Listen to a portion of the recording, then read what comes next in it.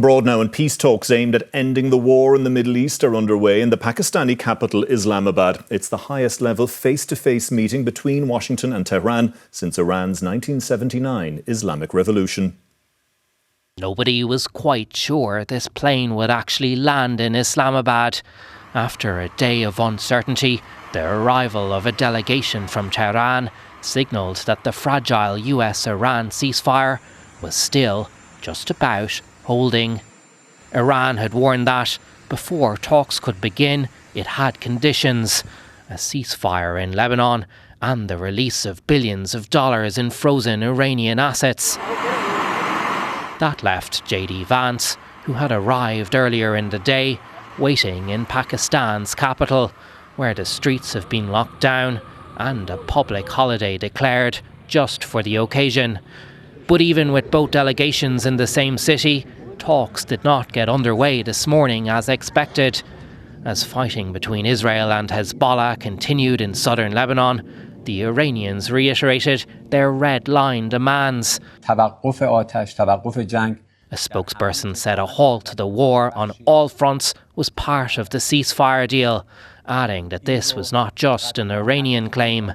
Pakistan's Prime Minister, who is mediating, had confirmed this, he said. But this afternoon, amid a flurry of conflicting reports about what each side had offered, the talks finally got underway. Both sides met first with mediators before sitting down face to face. The first direct talks between the US and Iran at this level in nearly half a century. And Edmund Heafy joins us now live from Beirut. Edmund, as you mentioned there, delays, confusion over whether these talks would even happen. A reminder, I suppose, of just how fragile this entire process is.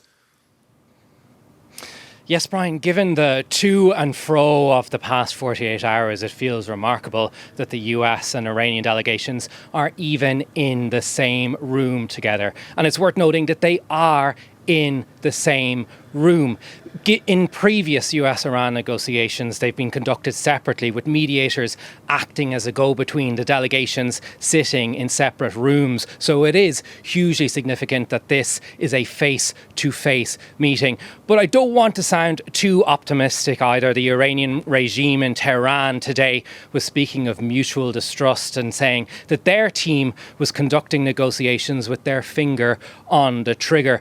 And you can't really blame them. The past two times that the US and Iran were in negotiations, Israel and the US launched strikes on Iran's nuclear facilities, and then they launched the current war. And if that didn't give you enough reason for pessimism, Brian, the FT in the past hour, the Financial Times, is reporting that negotiators have hit a stalemate about the Strait of Hormuz. And we've had conflicting reports today about that crucial waterway. Donald Trump has been posting on his Truth Social platform to say that US Navy vessels had begun clearing mines from the strait. Now, that claim has been strenuously denied by the Iranian regime, which has threatened to attack any US Navy vessels that try to transit the strait. So really, I think given all of that, it would be remarkable if the negotiators come out of the room even with an agreement to meet again, Brian. That's probably the best that we can expect. Edmund Heafy live for us in Beirut this evening. Thank you.